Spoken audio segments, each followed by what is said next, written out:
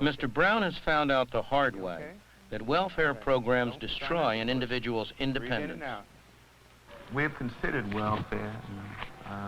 We went to see if I'd apply for welfare, but we were told that we were only eligible for $5 a month. And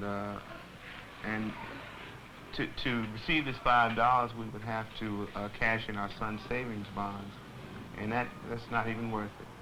But I don't believe in something for nothing anyway. I think a lot of people are capable of working and are willing to work, but it's just the way it's set up. The mother and the children are better off if the husband isn't working or if the husband isn't there. And this breaks up so many poor families. One of the saddest things is that many of the children whose parents are on welfare will in their turn end up in the welfare trap when they grow up.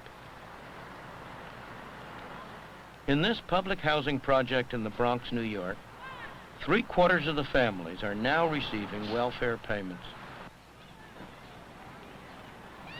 Well, Mr. Brown wanted to keep away from this kind of thing for a very good reason. The people who get on welfare lose their human independence and feeling of dignity. They become subject to the dictates and whims of their welfare supervisor, who can tell them whether they can live here or there, whether they may put in a telephone, what they may do with their lives. They're treated like children, not like responsible adults. And they're trapped in the system. Maybe a job comes up that looks better than welfare, but they're afraid to take it, because if they lose it after a few months, it may be 6 months or 9 months before they can get back onto welfare. And as a result, this becomes a self-perpetuating cycle, rather than simply a temporary state of affairs. Things have gone even further elsewhere. This is a Hume Estate, a public housing project in Manchester, England. Well, we're 3,000 miles away from the Bronx here, but you'd never know it just by looking around. It looks as if we're at the same place. It's the same kind of flats, same kind of massive housing units, decrepit even though they were only built 7 or 8 years ago, vandalism, graffiti, the same feeling about the place of people who don't have a great deal of drive and energy because somebody else is taking care of their day-to-day needs, because the state has deprived them of an incentive to find jobs, to become responsible people, to be the real supports of themselves and their families. For the past 7 years, Maureen Ramsey has had to buy food and clothes for her family out of a government handout. For the whole of that time, her husband, Steve, hasn't had a job. Each week, he collects what's known in Britain as Social Security.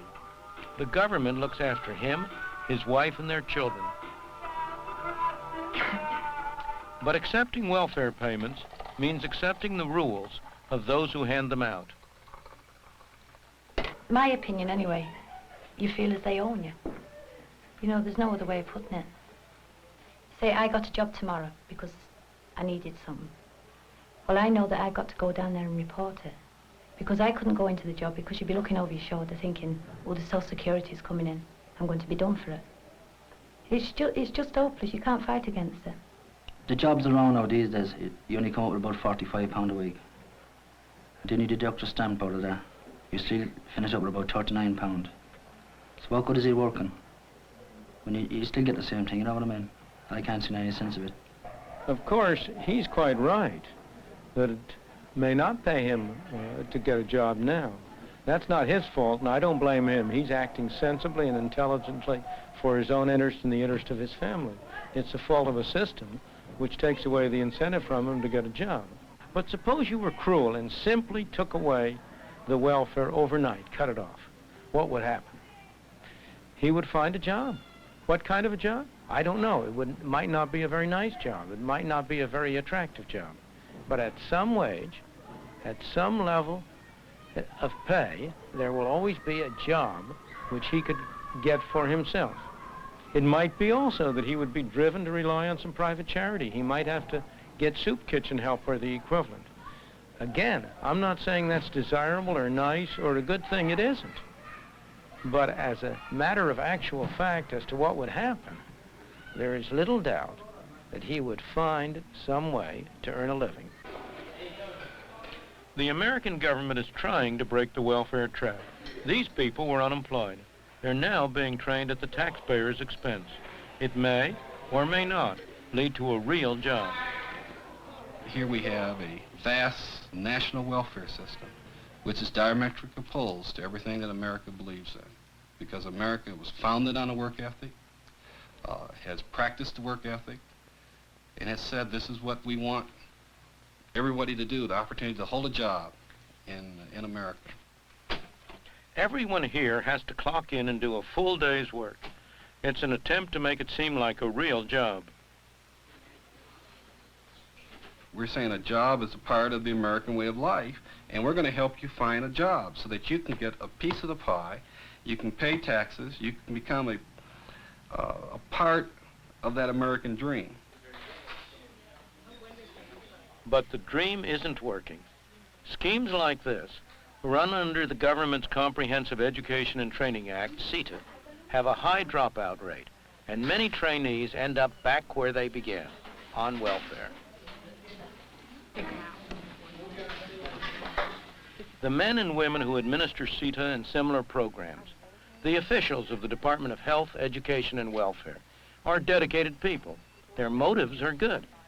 Their achievements are not. The results of these programs have been disappointing. Why?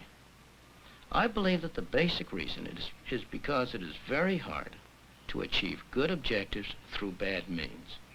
And the means we have been using are bad in two very different respects. In the first place, all of these programs involve some people spending other people's money for objectives that are determined by still a third group of people.